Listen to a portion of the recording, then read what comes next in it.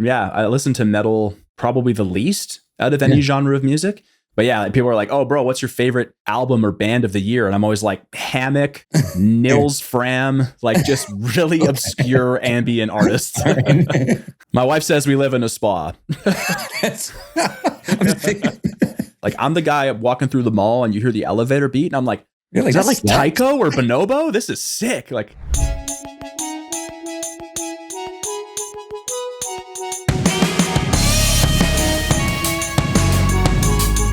today on Loves Music, I talk with Quinn McGraw. Quinn McGraw is a singer-songwriter in the emo, metalcore space, and he just released a new EP entitled Swan Song under the name PARIAH. Swan Song already has over 300,000 plays on Spotify and climbing. It's a masterpiece front to back. It deals with heavier subject matter like grief, depression, addiction, but most importantly, it's a redemption story. Quinn McGraw bears all in this episode of Loves Music, and I can't wait to share it with you. If you like what you've heard so far, make sure you like, comment, subscribe, share your feedback with me. I'd love to hear it. Up next, all the way from Edmonton, we have Quinn McGraw. Quinn, thank you so much for joining me on Loves Music, man. You are tearing it up over there in Canada, my brother. I'm trying, man. I'm trying to keep it hot in these 2 to 3 foot of snow outside. So, well, dude, I'll tell you what, man. You have the EP is crazy. Swan Song, right? Yes, sir. Thank you so much. The numbers speak for themselves. I'm not the only one that likes it, apparently. And even if you were, hell yeah, bro. Yeah, right. No, but I love it, man. That emo metal sound. I mean, I don't want to put it in a box, but it's a heavier metal sound. But you're like legit singing on that project. I was just telling you earlier, you could have sang anything, but you just landed on emo metal. How'd you end up in that genre, man? Dude, I feel that like emo metal, post-metalcore, metalcore, all of that, it is the one genre that gives me everything I want sonically. I don't usually like write music when I'm happy. So for me, if I sit down and I'm writing, it's usually a form of therapy. So I'm either mad, I'm sad, any of those darker emotions. And I feel like it just gives me the full spectrum of what I actually want to write. So I can get super mad in a song and like let that out. But at the same time, moments later, I can get really sad with it. And it allows me to just express myself in a way that's very healing. I like that. Yeah. Well, you do have some darker themes. And I don't want to speak for you, but it feels like a guy in the midst of a redemption story, but an early step in the redemption story, right? The book isn't written yet. You talk about grief, you talk about depression, you talk about addiction. How close does that mirror your real life? Oh, brother, like that is my real life. Honestly, yeah. Like I've been a guy throughout most of my life in and out of battling with addiction, depression, and those. And maybe it's why I'm an artist. I feel like a lot of artists tend to be big feelers, yes, which can sometimes mean we let a lot of the darkness in, which is hard to guard against. But yeah, it is the start of this story. And I feel like this EP is probably the prologue to what the story this band might tell is. But yeah, man, it's all in there. I packed a lot into 4.5 tracks. Well, you hear things like you have a song called The Wanderer. You have another song called It's Escaping Me. The intro is like Find Him. There's a symbolism of kind of like being lost. When you say specifically find him, those who are wandering will find him. Mm-hmm. Is that a reference to maybe a religious connotation? B, is it more like a self-realization, like an allegory for like finding yourself? C, am I completely wrong? And none of the above. Dude, honestly, I think it's mostly B. I think there's a little A. Mm-hmm. Like I feel when I came to this project, the first iteration of actually what it was going to look like in the brand and like the photos and the press and the whole execution of it aesthetically, and the voice of the brand was not where it ended up. And I feel like the more time we spent exploring it, the more it revealed itself of what the project, for lack of a better term, what the project wanted to say. And like, I'm just kind of letting the project speak through me. And all of these Easter eggs and little world building nuggets, like find him, keep seeking, all who seek will find, all of those things. It really ties into this mythos I'm trying to create and this world I'm trying to build around the pariah, this particular character, which is very much me, but it's also a signifier to other people. It's like, it's a vessel, it's a character. But it's not like a character in a theatric way. and it's not performative. It's just me really embracing like who I am, where I've come from, and the darkness and the despair that I've walked through, to invite people into that. Because I feel like so much of this, like particularly the developed world, is you want to be comfortable and you don't want to be in distress. And like, we really value that as a society. It's like comfort is super important and all of that. And I'm like, no, dude, lean into the discomfort, like step into the dark, because that's where all of the healing happens that you might be avoiding. Or if you're already in it, I'm there with you. Like, you're not alone in that. I love that. Wow. Yeah. Yeah. Let's go. Yeah. Well, come on.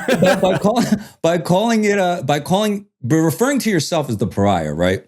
Yeah. It would almost signify that you're either outcast or on the outside looking in at community. Have you felt outcast or not accepted, or is this indicative of maybe a more introverted childhood, or did you always feel, I don't know, I don't want to say despondent, but like, yeah, maybe just not accepted? Or I've always felt like I've struggled to fit in. Like, that's what I was going to say. Like, do you identify with the outcast, or are you more on the inside inviting in the outcast? I've always honestly felt like the outcast, and I've never felt quite at home in a lot of the circles I've walked in life. Like, you asked, like, is there a religious context to this? Like, I've had this wild spiritual journey in my own life that's been all over the place. And I feel like so much of the pariah and what I'm trying to build is essentially bridging worlds of, hey man, you're over here and you don't feel like you belong. That's great. Hey, you used to be here and you're not sure if you can come back. Like, let's meet somewhere in here. Like, it is me being like, I felt like an outcast most of my life. And instead of trying to find where I fit in, I'm just trying to build a home to call my own. And I'm trying to invite people into that who've maybe felt the same way. Love it. It's funny. I was talking to actually a recent guest. The episode hasn't even aired yet. And I don't know if it's the same for you, but I feel like when you're starting out with music, your first couple really diehard fans tend to be kind of the people on the fringe, right? You know, like when you start doing music, I was doing like a more hip hop, more mainstream rock thing. And the first thing you want is I want all the cute girls to come to my show and cool people. But like, you start to realize, like, once you get into the thick of it, it's the people that are a little bit lonely that kind of bond to you first.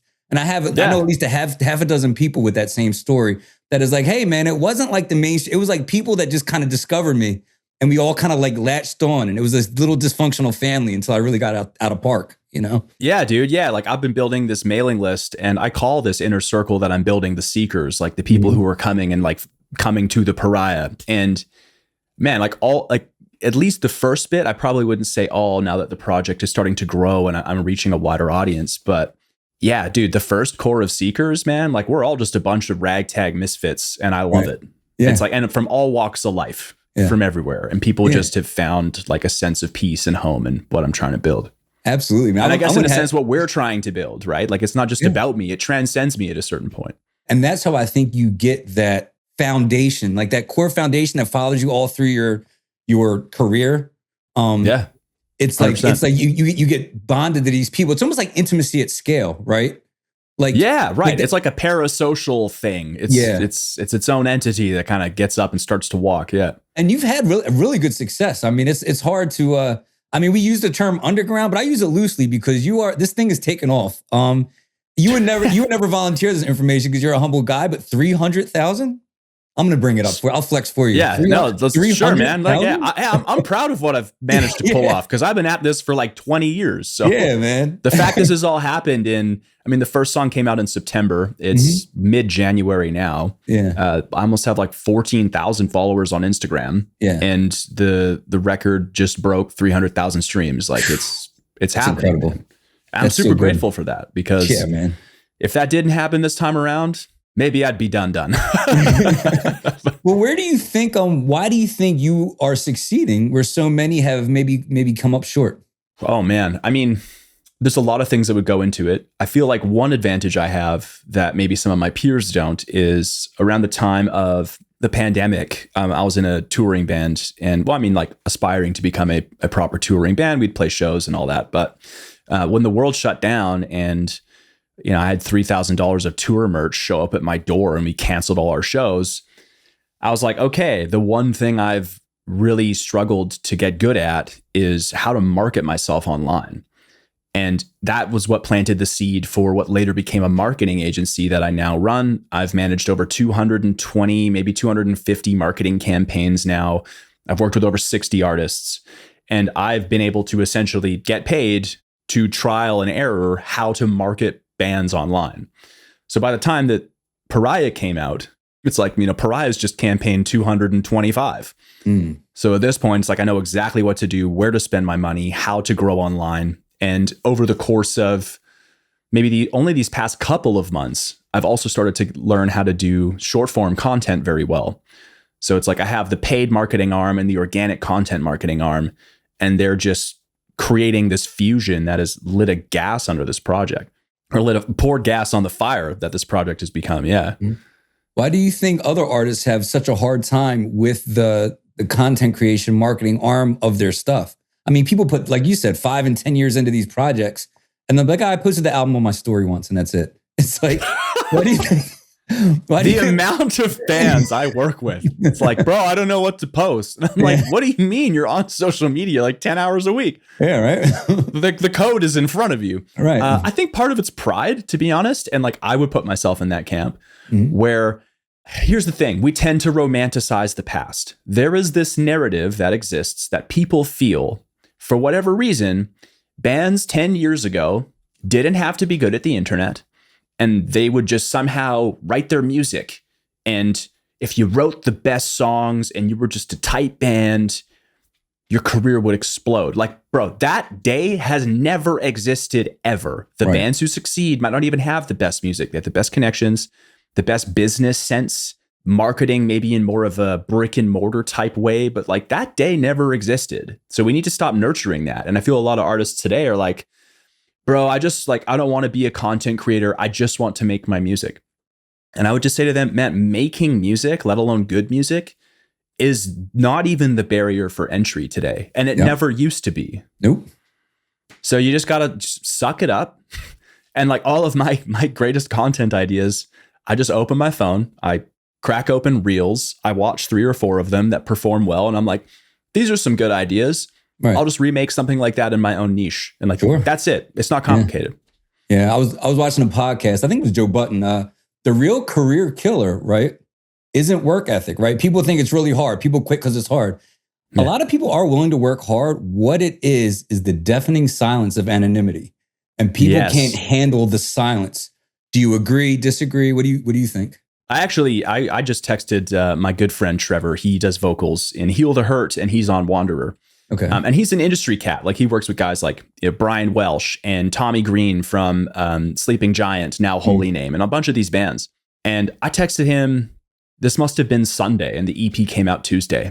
And I was like, bro, I'm just struggling. Like, I feel all of my time and my energy is spent staring at my phone, trying to just build this dream. And I'm starting to resent it sometimes.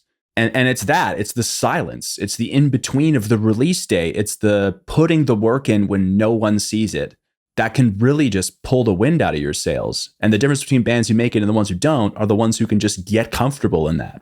Yeah, I had a really interesting conversation the other day. Shout out Allie McGuire, aka AMAC. She was an engineer, and she was like, she had been to the mountaintop. She has a platinum record. Worked with Post Malone, worked with Fetty Wap as a sound engineer.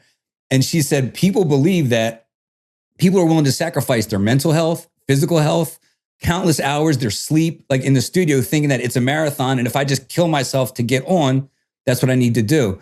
And she said, and as somebody who's already done that, looking back at it, was like, people don't consider the how. We know that music, if you're smart, you know that music's going to be a marathon. It's a 5 to 8 year, if you're lucky, marathon. But people don't consider, how do I want to make music?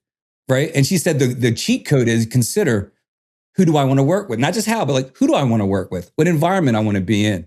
And put yourself in a healthy position to make music for the next 5 to 8 years. That's the cheat code. And that's what people never consider. They'll just be like, I just won't sleep. I'll just hang out in this toxic environment because these are the people that are going to put me on. Yeah. Dude, I saw a clip the other day by one of these like music marketing accounts I follow, because my feed is just like bands and people marketing bands pretty much. And he had this one good take, and he basically said, If you're thinking about starting a band, maybe you should take a second and consider whether or not you should first start a business. And this is not going to be free, cheap, or a short-term growth thing.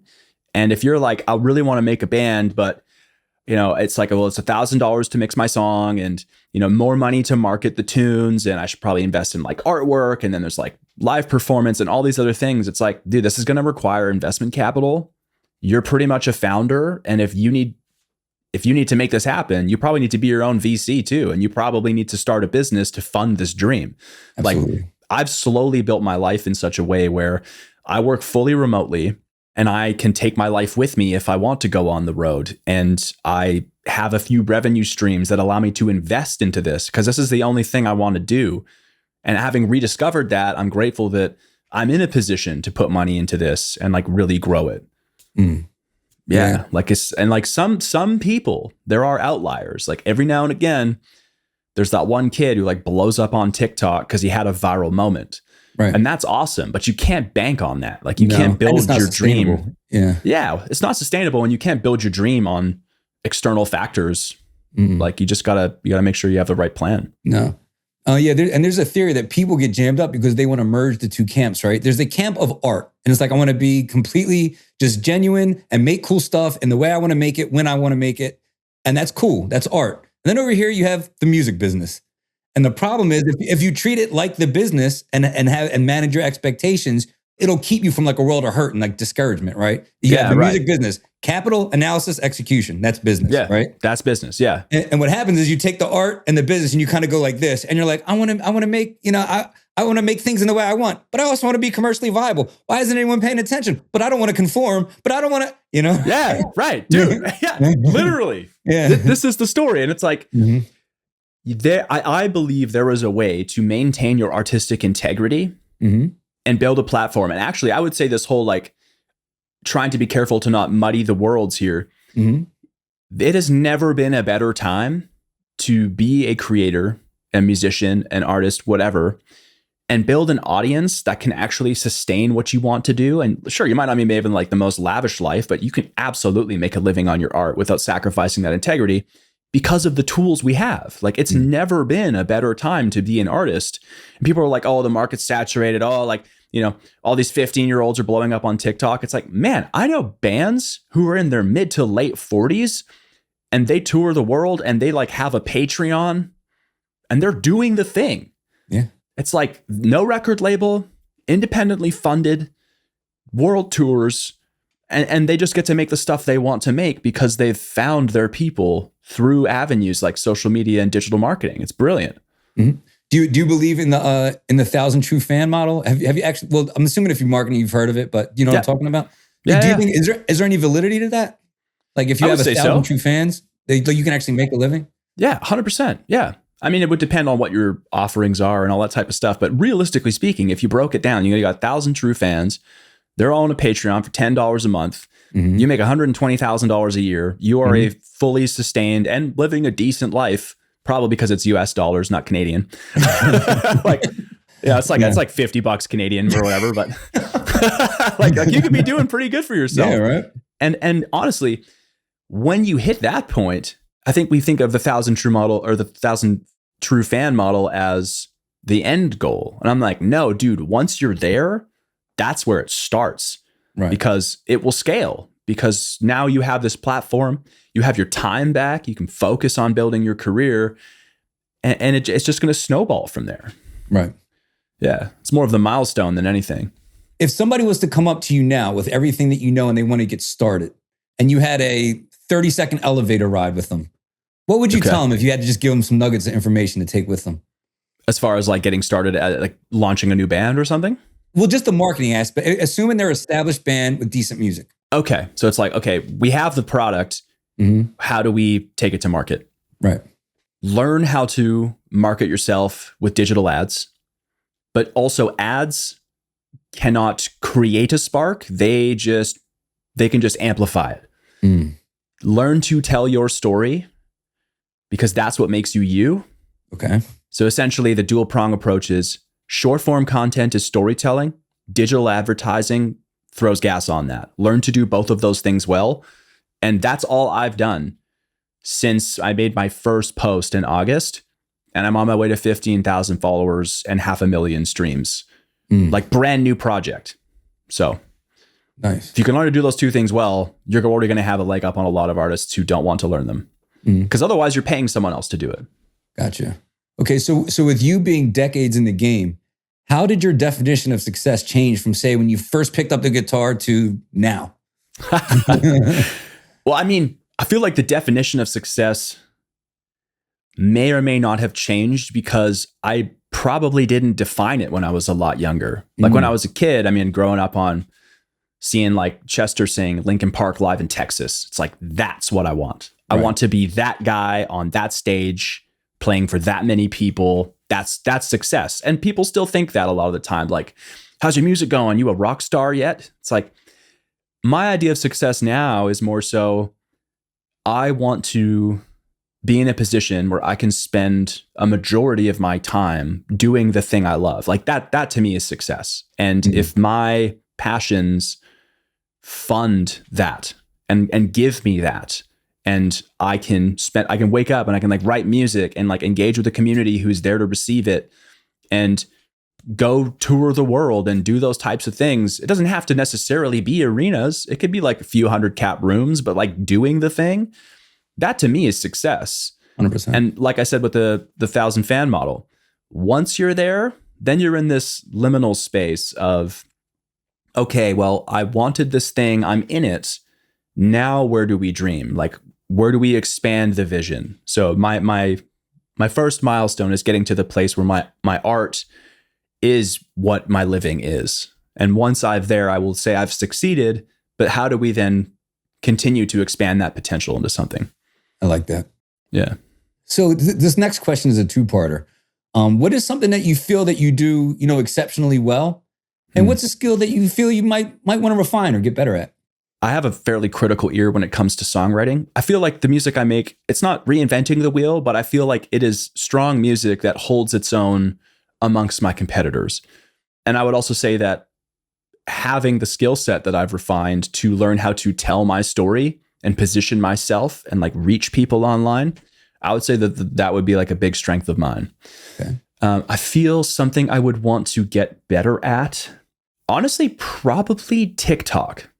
I do okay on there, but I feel like the type of person I am and the people I attract and the way I position myself online, it lends itself better to a platform like Instagram and that demographic. And TikTok's just its own game, and I'm starting to dabble in it a bit because, again, I'm just swallowing my pride and being like, hey, man, TikTok's where artists blow up. Yeah, I should probably learn how to do that. So that is something I'm wanting to spend more time on this coming year, is figuring out how to crack that. Yeah, it's like its own thing. Yeah. It is its own thing. But if you can get good at it, like it can really make some moves. Yeah, I mean, I've accepted the necessity of it, but it's still like my age really starts to show when I'm on TikTok. I'm like, I am not used to not knowing what I'm doing. Yeah, like I am an Instagram guy for sure. I'll tell you what, when you talk about songwriting, I didn't spend enough time in the beginning talking about it, but like the way you do write songs, it's unpredictable, it's clever. I mean, you figure once you get north of, say, 40 years old, if you've been a music fan for 20 years, pretty much everything just feels derivative. You kind of know what to expect. Yeah, you get a little bit jaded. It's hard to get really, really excited about something because it just reminds you of something else from 10, 15 years ago. Yeah, right? Totally. But I'll tell you what, man, like your stuff, the songs do dynamic things. They catch you off guard. There's like a tension, especially in the title track, Swan Song. It starts slow, and I'm like, oh, he's about to punch him in the mouth, and you just like deliver because it's the end of the album. So now you're expected to like the heavier stuff, and I'm like, it's coming here. So the way you build tension, the way you tell stories, the way you capture mood, the way you talk in the second person, but it still feels personal. If that makes sense. Yeah, you know? right. Yeah. I mean, we painted with some kind of broad strokes earlier, grief, depression. What are some of like the images, or maybe can you share a story with us or some of the things that are going through your mind? Because these are some heavy songs, and I know that there's some life experiences that you're pointing at. Yeah, dude. I mean, the band itself and its foundation and what led to where we are now, like that entire story is woven through those songs. And the real short of it is that I've been making music for decades, and I've never felt like I've broken through or like reached a particular level that anything I've ever tried, like throwing spaghetti at the wall, nothing ever stuck beyond what I've already seen. And there comes a point where it's like, I'm in my mid-30s. I got friends who've been doing this. They've all kind of walked away, or they've gone on to become very successful. And I've been in this limbo for a long time of, is this what I want? Is this what I'm doing? I don't really know anymore. Who am I without this? And it wasn't until last year, so I guess 2 Novembers ago, where I'd hit this point of just complete rock bottom of my entire life. I have been working at this thing, and I just don't feel like it's happened for me yet. And it's tough when you market bands. Like, I'm literally helping bands launch their first EPs, and like they're signing with 604 Records, and I'm helping another band and they go on and get a deal in management, and like they're on tour, and I'm like still in my basement, not sure if this is the path for me. And I hit this brutal depression, and it was like I sold all my instruments and I was pretty much on my way out the door. I'm like, I can't do this anymore. This is just exhausting. And somewhere in all of that, I just, to cope or make sense or to try and survive the moment, I just did the one thing that I've always known how to do. And I just started writing music to just make sense of my experience and try to do something with it, because it was all just in my chest and I needed to just get it out. And all of that, like the years of trying and failing and trying to leave music and feeling like I can't escape it, even if I want to, and like coming back kicking and screaming. And all of those things just worked their way into this EP. And I hit a point where I'd moved to a new city with my wife, and I met some guys here, and I'd been in between music and whether or not I wanted to do it. And it was like, oh, cool. These guys were all kind of like on a wavelength. We're all new people. They want to do music. Maybe this is the chance. Like maybe this will be it. And it just kind of imploded. And I was like, man, I can't keep doing this. But I decided to do it one more time. And I said, okay, here's the deal. That band imploded. I've done this for years. Let's just one more time for the road. Why not? And I'm going to treat this like it is the last band I will ever start, which is where Swan Song came from. And I feel like because I've already killed the project, it has set me free to just write the songs I've always wanted to write and say everything I've always wanted to say. And for whatever reason, just being in that space while creating this has really connected with a lot of people, because they can just hear, it's like, this doesn't feel performative. This just feels really raw. And I think in this world of AI slop and everything's manufactured and all of that, like, I feel like when you just make something real, people seek that out, because we want something real. We want something to connect with that doesn't feel like it's putting on a mask. So the journey was, do you think, necessary?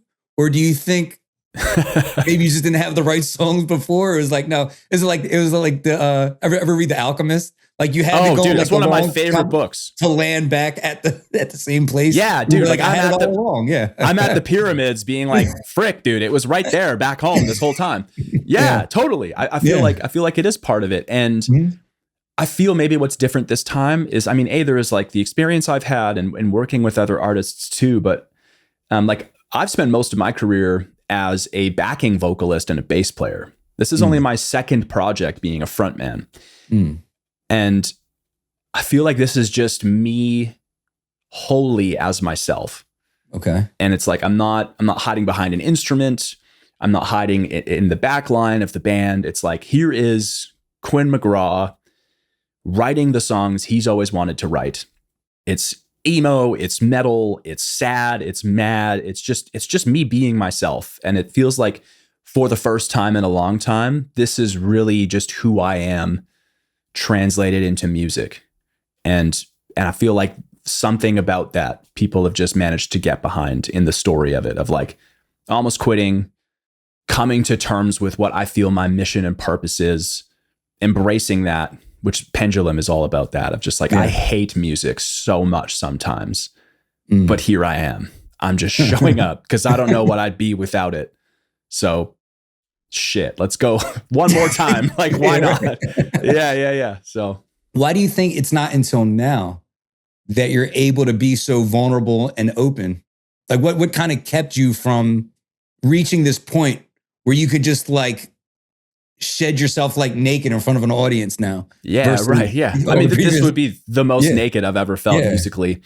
I'm not entirely sure, man. Like, I think it's probably a matter of reps. Like, you write enough songs, you eventually get more comfortable with what releasing music even feels like, and handling criticism. That's a big thing for a lot of people. Like, they'll write a song and they're just terrified to put it out because of someone might think about it, which to me is just heartbreaking because like, yeah, for every troll on the internet who's going to just trash your band, which I get a lot of that. And it doesn't bother me because it's like, whatever, man, you like Metallica, I make emo metal. Like, we're just not even in the same ballpark. Yeah. I mean, that's how you know you're making it too. Once you start to get polarizing, you know you really got something.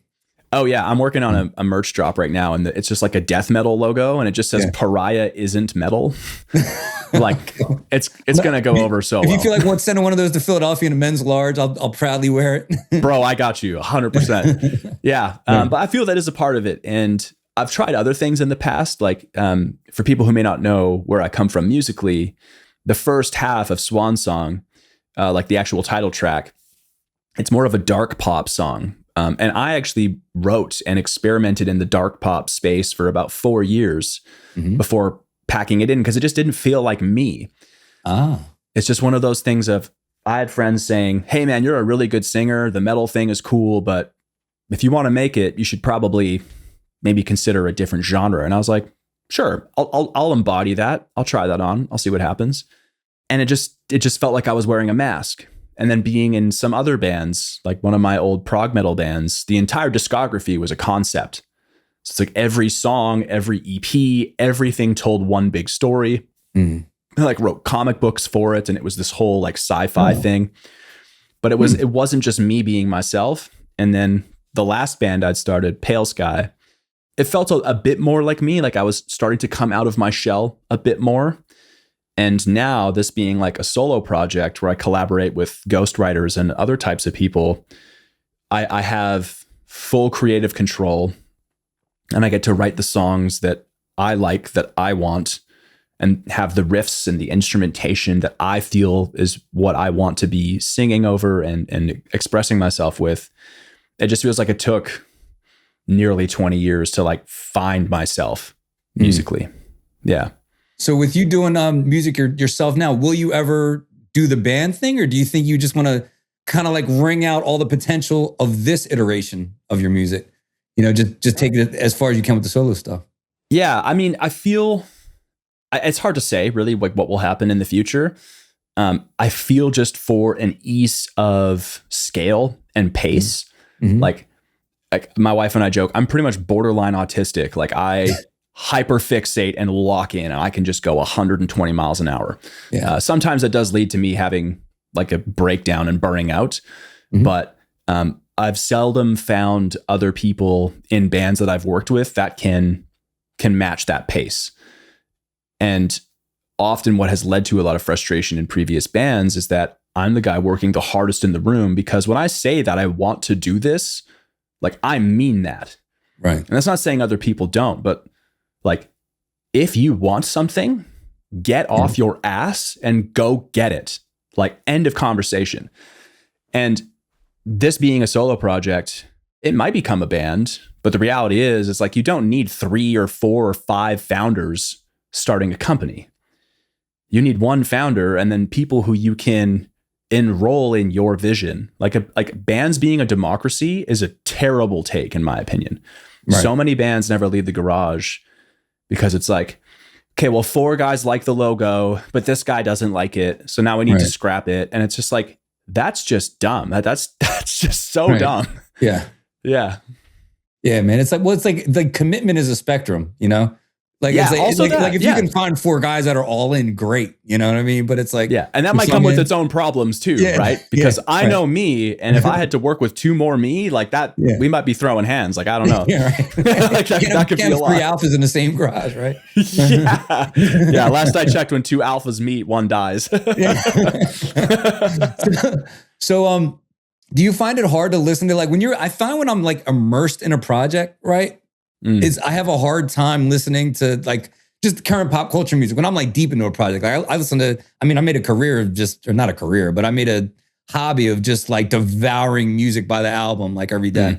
But do you have a hard time listening to just like the music that's out now, or do you still do it? And if you do, is there anybody that like really impresses you? Like who gets you excited? Oh man. I'm notorious for, like, I get a lot of friends who send me music and I just don't listen to it. Okay. I want to consume music. I don't even consume music. I want to enjoy music at my own pace. Yeah. And I want to, because here's the thing, like, if I manage to keep up with all of the new stuff coming out, even in the last year or 2 that I get sent, then I'm always engaging with music in a way that is, I need to consume this to get on to the next thing so I can keep up. And I do not like having that relationship with the thing I love most. Like I have friends in a band called Trench that are just down the street in Calgary. And I've helped them with some other stuff. And he was like, hey man, I'm going to send you the album. Can you write us like a bio and this and that? I was like, cool. Give me maybe 2 weeks and I'm going to set some time apart. I'm just going to sit there. I'm going to put the record on. We're going to do like a heavy metal yoga. Like I'm just going to sit with this record because you've spent so much time on it. And I really want to breathe it. And if people are listening or anything like me, when there's an album I really like, I listen to it on repeat for a month. Yeah. Like that just becomes the album of the month. And one of the bands that's done the most for me in that regard would have been The Black by Imminence. Okay. That album is nothing short of a modern metal masterpiece. It's symphonic. It's brilliant, dude. They're probably one of my favorite bands right now. Just like it feels like they've done the thing we've always done, but just in a way that feels a bit more them. It's like they've broken through the noise. They've written 5 or 6 albums. I don't know how many, but it feels like on this album you're hearing who they've always been and we're always trying to be, and it just has such a weight to it. I just think it's beautiful. It's nice. I'm definitely going to check it out. Do you have a type of music that you may listen to? I call it like musical junk food. Like, do you have music that you listen to that if your friends found out that you listen to it, they'd be like, Quinn, what is this here? Yeah, which actually would be my favorite genre. Like I listen to ambient and drone more than any other genre of music. Do you really? Neoclassical is also the other genre that tends to top my Spotify every year. Really? Yeah, I listen to metal. Yeah, I listen to metal probably the least out of any genre of music. Okay. But I'm a big fan of just having moods on. Like no lyrics, really ambient, really spacious. Big fan of instrumental music, and really like not necessarily simple in a sense of musically simple, but simple in it doesn't ask me a lot of my attention. It just creates space for me to be in. I'm a big fan of stuff like that. But yeah, people are like, oh bro, what's your favorite album or band of the year? And I'm always like Hammock, Nils Fram, like just really obscure ambient artists. My wife says we live in a spa. I'm just thinking, as soon as you said ambient music, I'm like, you mean like the massage parlor? Yeah, dude. Honestly, like spa relaxation music, big fan. Like I'm the guy walking through the mall and you hear the elevator beat and I'm like, is that like Tycho or Bonobo? This is sick. Like, I love it. That's funny. So that leads me to my next question, man. Like, what do you do to decompress? I mean, you're a pretty intense guy, you know, like there has to be, yeah, dude. like when the volume gets turned down, like what do you do to just kind of like settle yourself? Breath work, big fan of that. So like Wim Hof, all that type of stuff, box breathing. I keep coming back to that. Prayer and meditation, really important for me. Okay. And just usually things that don't involve being around a screen. So probably playing Dungeons and Dragons with my homies, or didn't see that one coming either. Or going rock climbing. Okay. things like that just get me out of my mind. I got really into squash recently. I don't know what you call it in the US. No, kind of like racquetball, but it's like a smaller black ball. And yeah, you just it doesn't bounce around. as much as a racquetball. No, it's like racquetball, but super hard.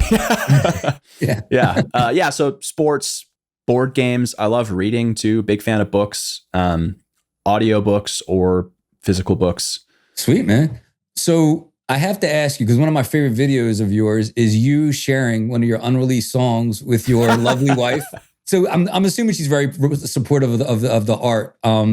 She's my rock. Yeah. How has being, married influenced your music? In one sense, it's made a lot more of this possible, having someone in my corner who really believes in me. And not like, I'm not here to throw shade. Everyone has their own interpersonal dynamics in their relationship, let alone their marriage. But I know some guys who the only thing they want is to like really go for this, and their partners just aren't that crazy about it. And I've dated people in the past. I've verbatim been told by an ex-girlfriend of mine many years ago that I loved music more than them. Yeah. And the answer is yes. Yeah, of course. But also it's like, these are two different loves. Yeah. These aren't the same. Like I can't go home and cuddle with music. Right. You can in a way, sure, but like it's kind of different, right? Yeah, right. Like I love beats and I love bodybuilding, but only one of them's healthy. Yeah, totally. Yeah. Which is why I quit bodybuilding. Right. Yeah. But no, man, she's awesome. Like she's such a team player. She just believes in me. And I mean, we joke like she's been married to 3 different guys, because when we met, I was one type of person.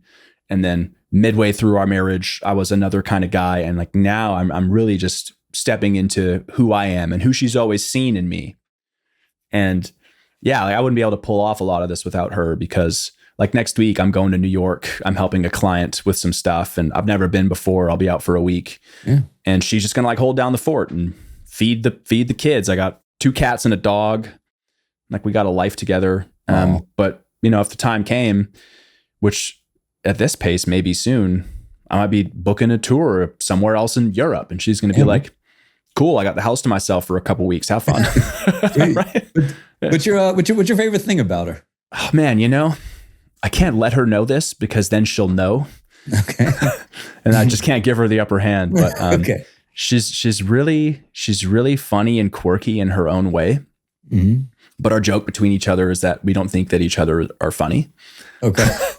Just like sometimes someone will say something actually funny and the other person's like, when did you get funny?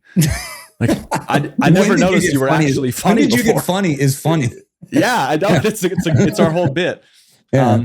But also just, I think I'm like the balloon trying to fly away and she's the rock. Okay. Like my wife has a very simple life. Like she's currently trying to go back to school, but it's like go to work, come home, hang out with the kids, crochet, relax. Like she has a very tame, she's just like the river. It's just goes on very steady. And I'm this like erratic, hyperfixating creative that's just all over the place. So she like really balances me out. Yeah. I found out the best relationships are more complementary than they are just like 2 similar people. Yeah, right. I've dated people like me and it didn't really pan out. So like, it's more like when somebody's like the compliment to me, it's like, yeah, we are totally opposites and it works. Yeah. And the few areas where we do intersect would be music is a big one. Like we go to shows together. Like we went and saw Creed in August. It was That's epic. That's kind of dope. That's dope. Dude, it was so sick. Like Scott Stapp has no business being in pencil jeans, but man, he was looking good. Guys on a cycle or something. He's looking shredded. Really? He's all yoked? Oh, he's big time. Yeah. We have a lot of similar interests, which are great. And nice. She's played around with being a writer before as well. Mm-hmm. And like I used to write. I'm picking up writing again, actually. But yeah, there's just the areas we do intersect are awesome, and the ways that we're different are very complementary. Nice, man. Yeah. What is something that you're proud of that has nothing to do with music? I don't know. I feel like so much of my life is the work. Right. I would say some time ago, when I was really in the bottom of like my own kind of self-destructive behavior, I'd hit a point where I had like a come to God on a bathroom floor near death overdose experience, which was nuts. And also with the support of my wife, like I got sober and remained that way for almost 4 years. And like, I think that's one of the biggest achievements of my entire life. And I actually just started again. Not that it was like, the past couple of years, I've been drunk a couple of times and it's been pretty tame. Like I'm not who I used to be in my 20s by a long shot, because I've done a lot of that work through therapy and other things. And having a sense of like spiritual connection to people in the world. And like, I've been working on that really hard. And just recently, as of the first, I decided to pick that back up again, because who I was when I was just sober and aligned and like really connected with myself is the best version of me I've ever met. So I'm trying to get back to that guy. But yeah, I would say that would be a big one for me. Yeah. I think there's something beneficial about having that juxtaposition of being like, yeah, I've seen the dark and fun side of partying, and I've also seen myself sober. And then having like a period of moderation where you can look back at all the periods and be like, okay, when was I my most productive, my happiest, my calmest, my peacefulness? Yeah, right. Yeah. And not poisoning yourself. Peacefulest. Most peaceful. Yeah. Right.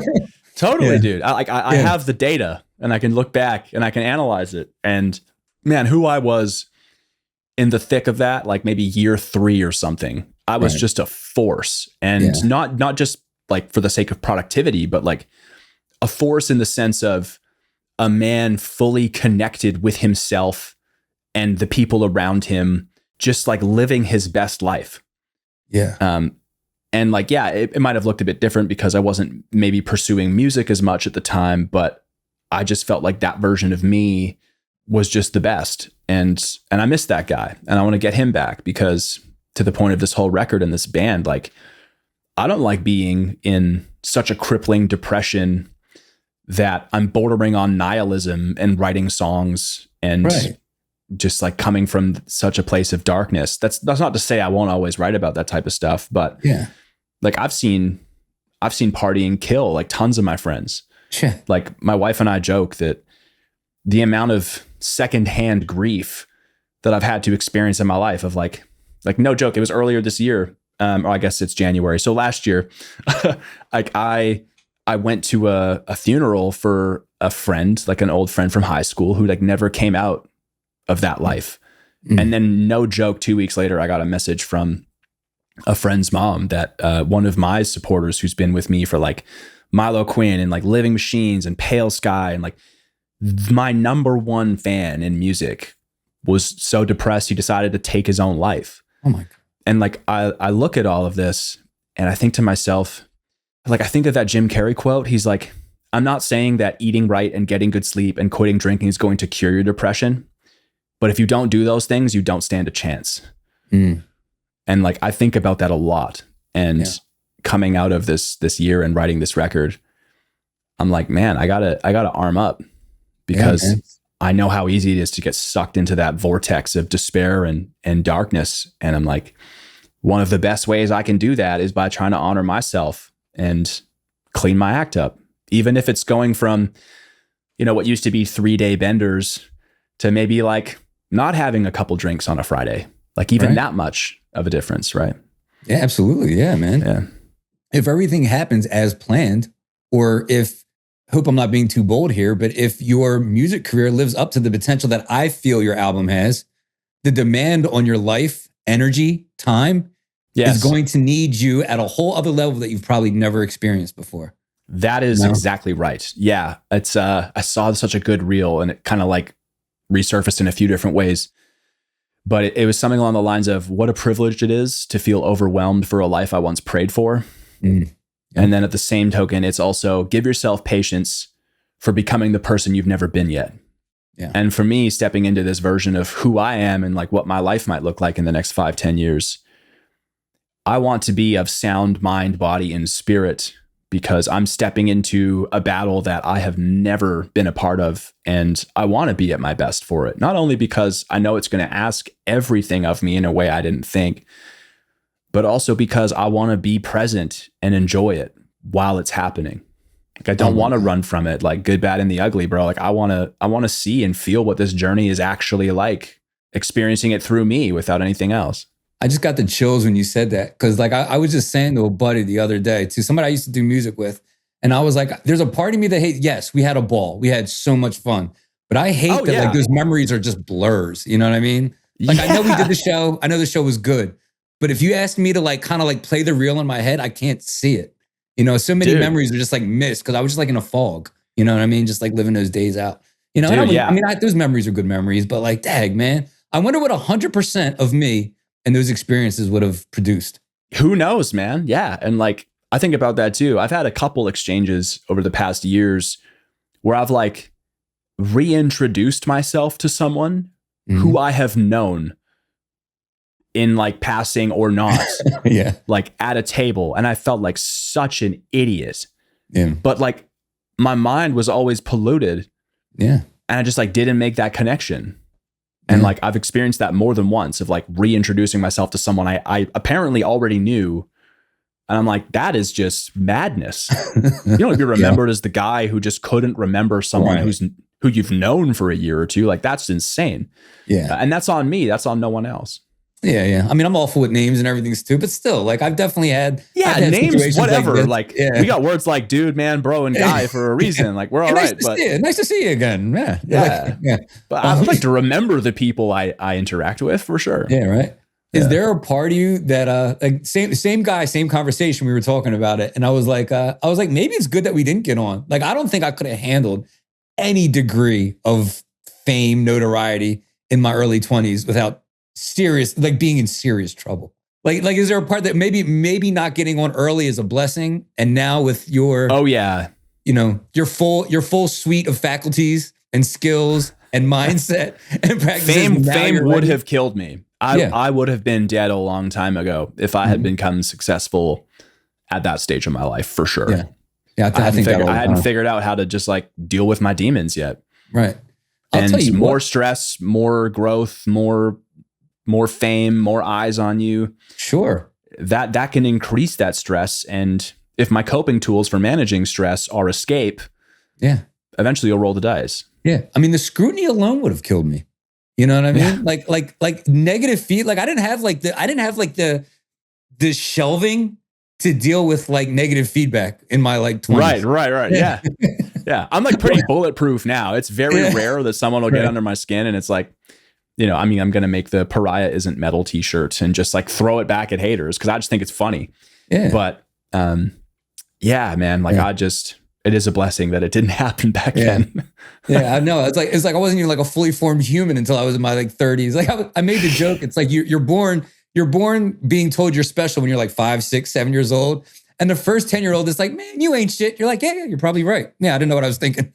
Like, take the wind right out of my sails. Yeah. Yeah. You're like, oh, sorry, I didn't know. Yeah, you're probably right. Yeah. This is all new to me, bro. I'm figuring it out. Yeah, man. So what is the next year? I mean, I don't want to be redundant here, but I mean, I always like to ask, you know, like what does the next, 1 to 2 years look like? I mean, you have I mean, from the perspective of like, what can we expect from you, right? We have the EP, right?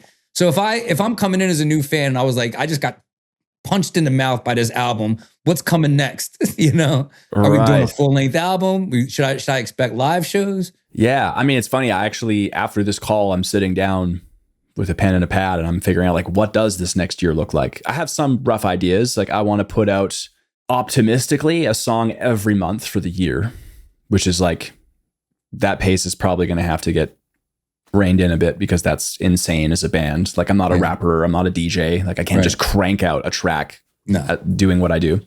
But that's the goal. There has been some whispers of potentially playing some shows in the States, maybe in Europe, depending on if the offer makes sense. But my goal right now is, and kind of what we were talking about before, is touring is a terrible way to grow your audience. Yeah. I mean, it's the best because you're in a room with people and you're meeting them face to face and you're connecting with your art, but it's so expensive. Right. When the reality is, it's like serving the fans you already have. You know what I mean? In a like large you're not part. roping in somebody. Not a lot of people are paying $80 to $100 to see somebody they don't know. You're showing up to meet the people that already love you. If that makes sense. Yeah. And like, that's like, I look forward to those days because I would love to just meet some of the people and the seekers and like my close circle in person. That would be awesome. I look forward to that moment. But whereas in the past, you would have to write the record. So you'd write a whole album and then you would hit the road and try to make it happen. Today, it's the opposite. And I'm focused on just building I want to build Disney first before I even think about Disney on Ice. Right. Makes sense. Right. And Great I feel analogy. a lot of bands are like super gunning for Disney on Ice, but they haven't built Disney yet. Right. Well, Yeah. you're definitely, I mean, the way the brand is framed, the way it accompanies the music, which then accompanies your pages and everything. I mean, I haven't seen a misstep yet. So I think it's just a matter of time. Maybe that's just my blind optimism talking, but I think it's just a matter of time for you, brother.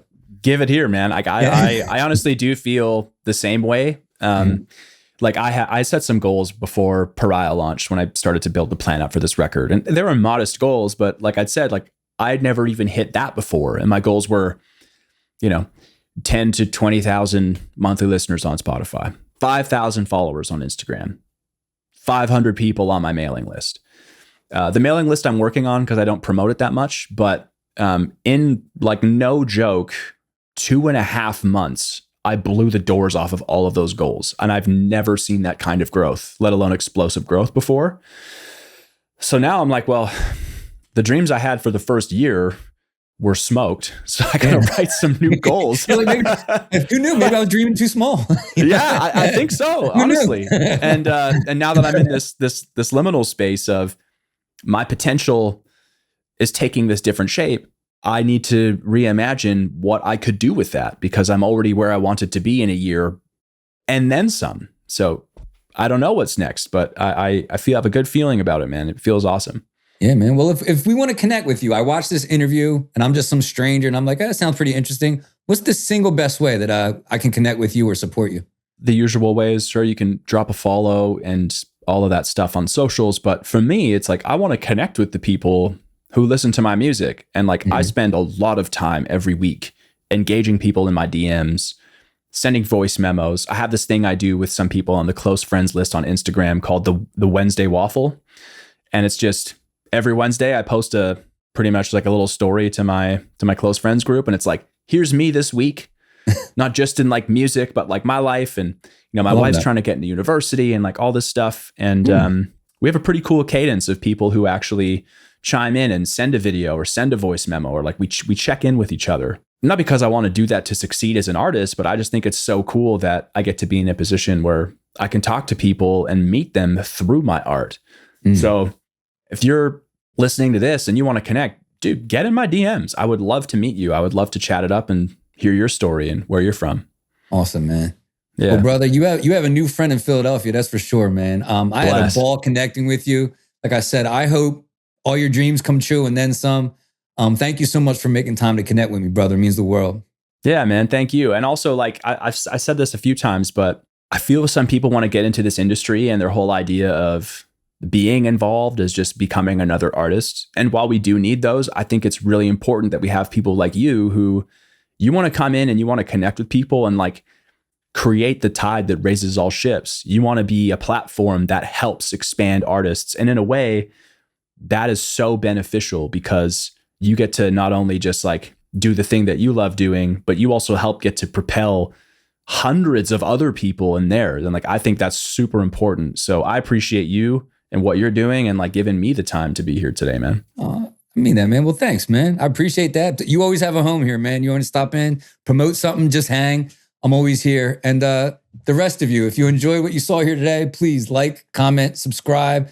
Please check in with Quinn at PARIAH on all platforms.